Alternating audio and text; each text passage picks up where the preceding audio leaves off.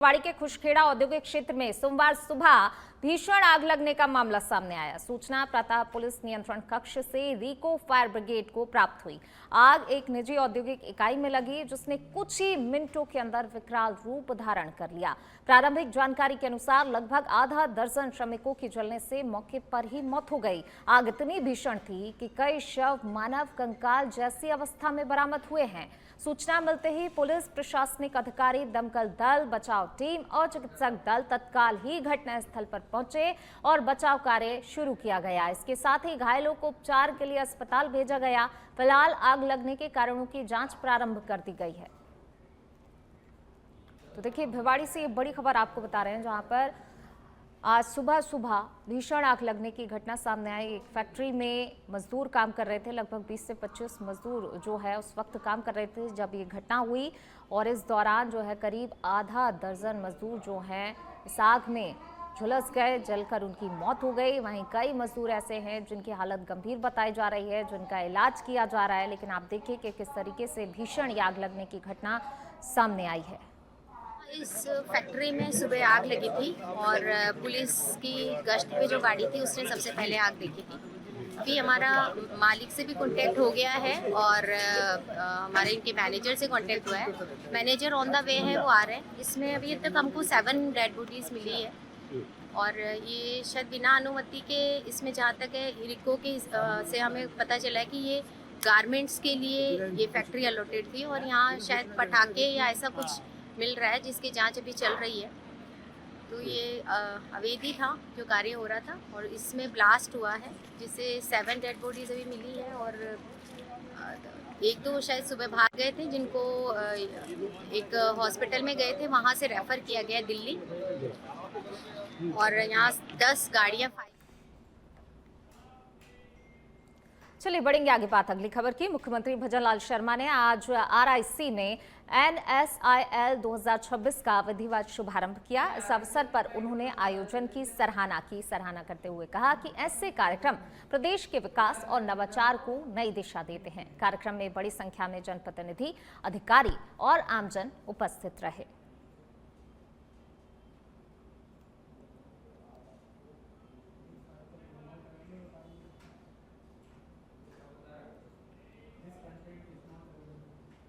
और अब खबर जयपुर से। मुख्य सचिव वी श्रीनिवास आज बैठक लेंगे। महत्वपूर्ण बैठक दोपहर 12:30 बजे होने जा रही है।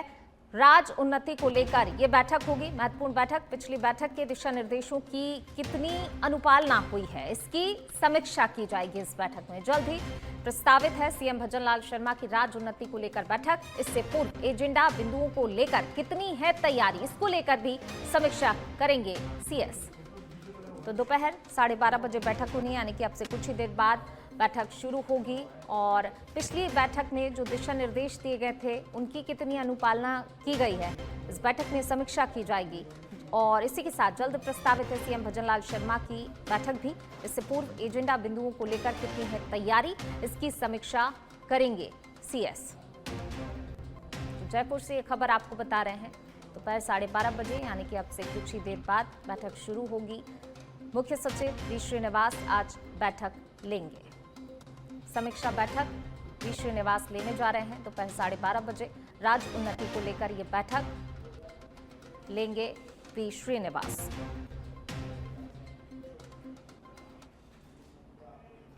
बढ़ेंगे आगे बात अगली खबर की। लालसोट के श्यामपुरा कला में बजरंग शूटिंग बॉल क्लब के तत्वाधान में आयोजित 2 दिवसीय शूटिंग बॉल प्रतियोगिता का समापन हुआ।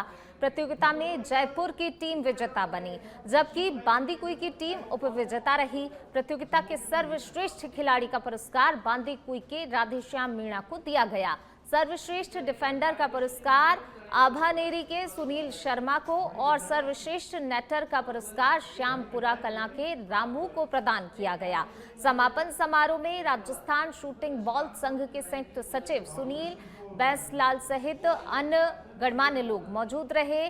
मंच संचालन मुकेश पांचाल ने किया।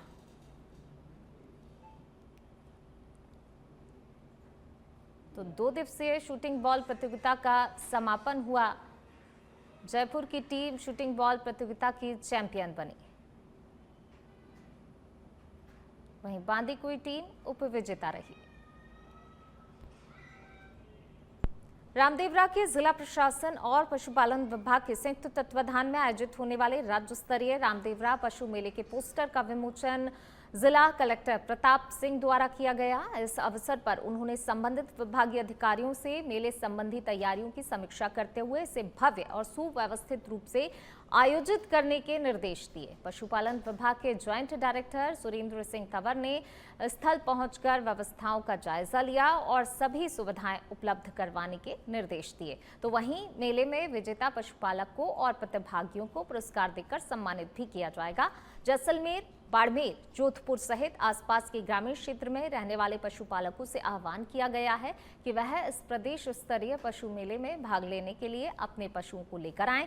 इसके साथ ही पशुपालन से जुड़े हुए लोगों को ठहरने, पशुओं के लिए चारे पानी की व्यवस्था सहित सभी सुविधाएं मेला मैदान में की गई हैं।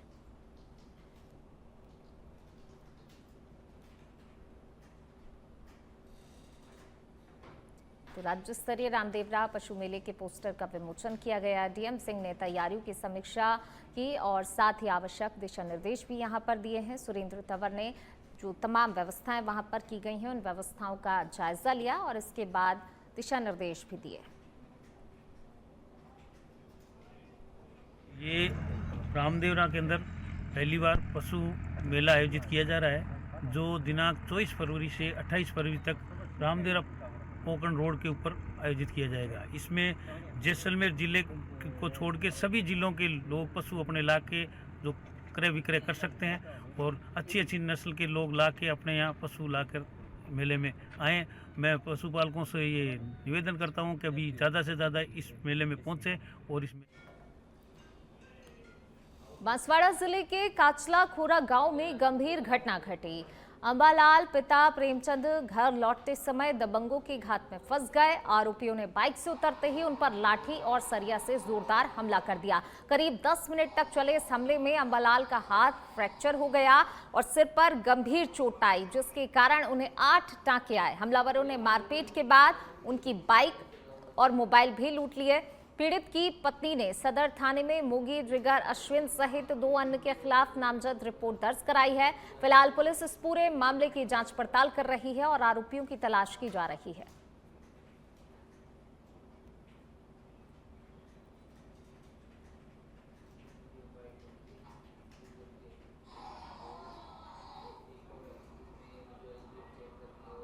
और अब खबर झालावाड़ से, जहां खानपुर क्षेत्र के सुमर गांव में अज्ञात कारणों के चलते किशोर के आत्महत्या का मामला सामने आया है। खानपुर थाना एएसआई नेपाल सिंह ने जानकारी देते हुए बताया कि खानपुर क्षेत्र के सुमर गांव निवासी ने अज्ञात कारणों के चलते फांसी का फंदा लगाकर आत्महत्या कर ली, जिसे मृत अवस्था में ही खानपुर कस्बे के सामुदायिक स्वास्थ्य केंद्र ले जाया गया, जहां जांच के दौरान मृतक के गले पर निशान मिले। सूचना मिलते ही खानपुर थाना अधिकारी मौके पर पहुंचे और मामला दर्ज कर जांच में जुट गए। तो वहीं पुलिस ने शव का पोस्टमार्टम करवाकर शव परिजनों के सुपुर्द कर जांच शुरू कर दी है।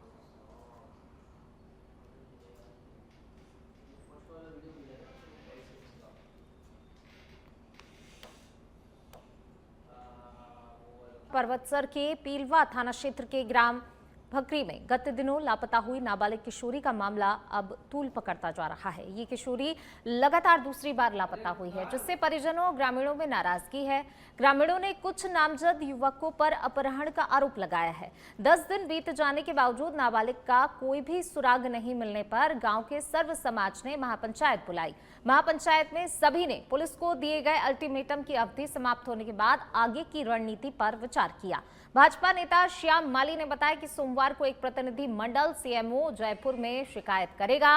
मंगलवार को डीडवाना कूच करके एसपी ऋचा तोमर को ज्ञापन दिया जाएगा। यदि समय रहते नाबालिग बालिका बरामद नहीं होती है तो आईजी ऑफिस अजमेर का भी घेराव किया जाएगा।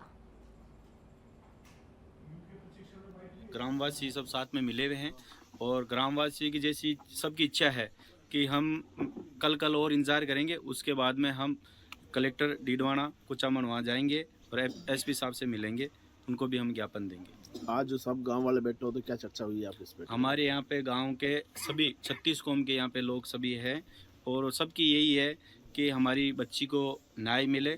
जब तक न्याय नहीं मिलेगा तब तक हम ये धरना प्रदर्शन आगे जारी रखेंगे। पहले ज्ञापन दे के आएंगे और कोई भी हम तोड़ फोड़ कोई भी असुविधा जैसी हुई वैसी हम कार्रवाई नहीं करेंगे। शांतिपूर्ण हम धरना प्रदर्शन करेंगे। कहाँ प्रज्ञापन देने का कार्यक्रम है? अभी पहले हम देंगे एसडीएम कार्यालय, उसके बाद में हम एसपी कार्यालय और उसके बाद में हम जिला कलेक्टर।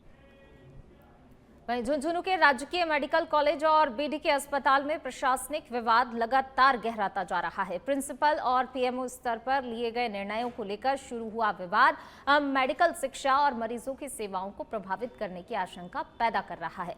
जानकारी के अनुसार कॉलेज में 48 चिकित्सकों को सहायक आचार्य के रूप में पदनामित किया गया था, जिनमें से 6 चिकित्सकों का पदनाम प्रिंसिपल द्वारा हटा दिया गया, जबकि 12 चिकित्सक सेवानिवृत्त या इस्तीफा दे चुके हैं। शेष 30 में से 26 चिकित्सकों ने भी अपना लिखित इस्तीफा प्रिंसिपल को भेज दिया है।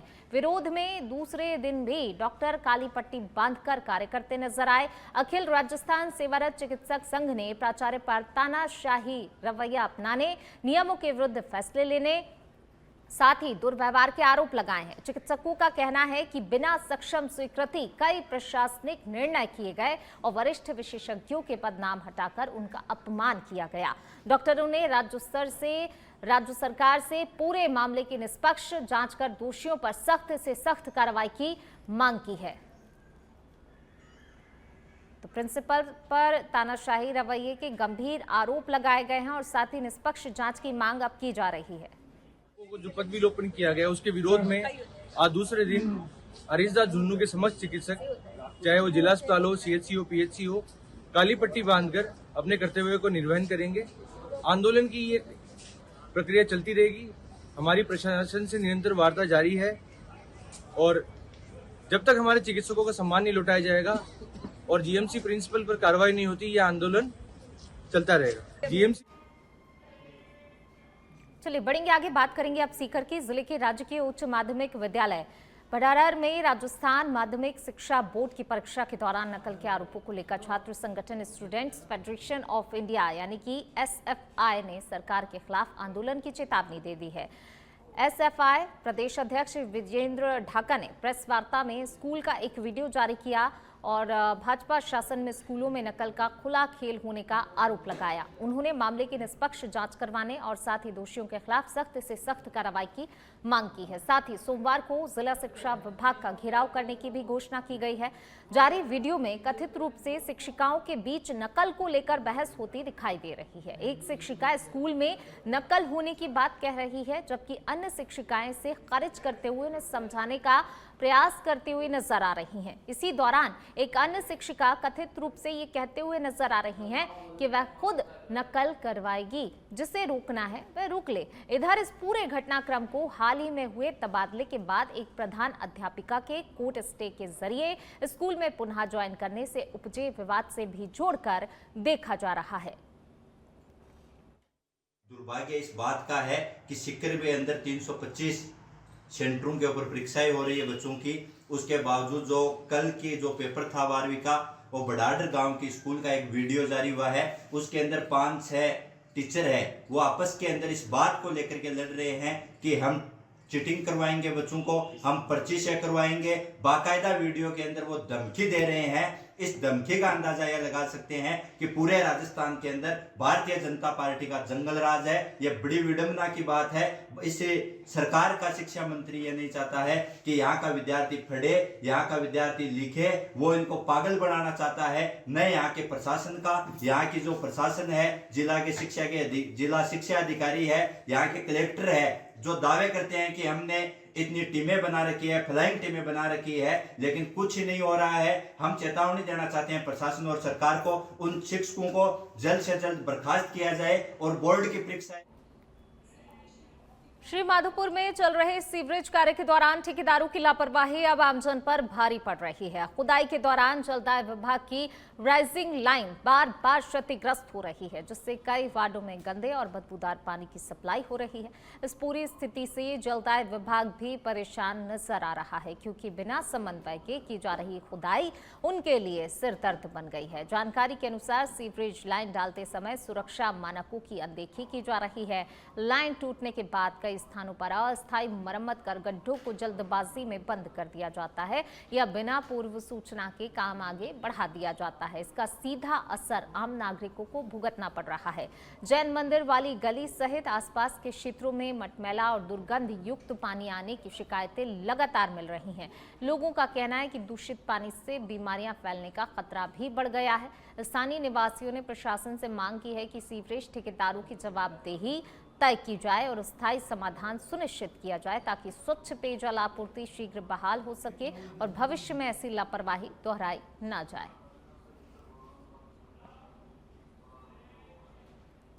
फतेहपुर शेखावाटी में मंडावा रोड स्थित गौशाला आधिपत्य गौचर भूमि की रजिस्ट्री के विरोध में सोमवार को शहर बंद का आह्वान किया गया। मेडिकल सेवाओं को छोड़कर शहर के समस्त व्यापारिक प्रतिष्ठान बंद रहे। कई व्यापारिक संगठनों ने बंद को समर्थन देते हुए अपने प्रतिष्ठान नहीं खोलने का निर्णय लिया। मामले को लेकर शहरवासी एकजुट नजर आए। मेन मार्केट में विशाल सभा आयोजित की गई, जहां वक्ताओं ने रजिस्ट्री रद्द करने, नामांतरण निरस्त करने और संबंधित अधिकारियों के खिलाफ कार्रवाई की मांग उठाई। सभा के बाद प्रशासन को ज्ञापन सौंपा गया और सीकर कलेक्ट्रेट में भी ज्ञापन देने की घोषणा की गई। मंडावा रोड भीड़ संरक्षण विकास समिति फतेहपुर के आह्वान पर आयोजित बंद के दौरान शहर में सुरक्षा के पुख्ता इंतजाम किए गए।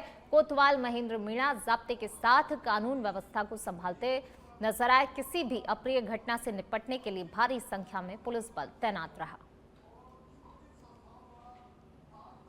सोसाइटी द्वारा बंद को व्यापारी संगठनों ने अपार समर्थन दिया है।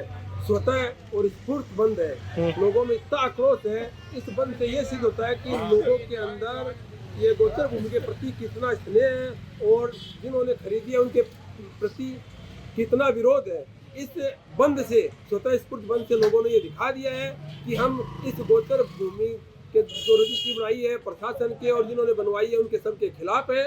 और जब तक लोगों से बात हुई है, जब तक ये कैंसिल नहीं होगा तब तक हम बंद और विरोध करते रहेंगे। और सोसाइटी द्वारा बंद को व्यापारी संगठनों ने अपार। हमारा विरोध बहुत ही ज़्यादा से है, लेकिन पूरा फतेहपुर बंद है। हम ग्रामीण व्यापार मंडल से आते हैं तो ग्रामीणों की जनसंख्या बहुत ज़्यादा से आएगी और बाद में यहाँ से मीटिंग करके और संतरों के सानिध्य में सीकर कलेक्टर और एसपी को ज्ञापन देंगे। उसके बाद में जो भी निर्णय होगा यहाँ परमानेंट धरना। खेड़ली कस्बे के सेड़का मड़ के समीप बोलेरो पिकअप में गौवंश भरकर ले जाए जाने की सूचना पर गौरक्षक सतर्क हो गए। जैसे ही तस्कर गौवंश को भरकर रवाना हुए, गौरक्षकों ने तुरंत ही खेड़ली पुलिस को सूचना दी। सूचना मिलते ही थाना प्रभारी विजय सिंह चंदेल के नेतृत्व में पुलिस टीम और गौरक्षकों ने वाहन का पीछा किया। पुलिस और गौरक्षकों से घिरता देख तस्करों ने चलती बोलेरो पिकअप से निर्दयतापूर्वक 3 गौवंश को नीचे फेंक दिया, जिससे कि वे गंभीर रूप से घायल हो गए। बताया जा रहा है कि गांव मंगुलाकी तिराहे पर नुकीली लोहे की कीलों का कांटा डालकर वाहन का टायर पंक्चर कर दिया गया, जिससे पुलिस और गौरक्षकों ने घेराबंदी कर दी। मौके पर खुद को घिरा देख 2 तस्कर अंधेरे का फायदा उठाकर फरार हो गए, जबकि पुलिस ने 2 आरोपियों को दबोच लिया। थानाधिकारी विजय सिंह चंदेल ने बताया कि पकड़े गए दोनों आरोपियों से पूछताछ की जा रही है। मुक्त कराए गए 5 गौवंश को गौशाला भेज दिया गया है। पुलिस फरार आरोपियों की तलाश में जुटी है।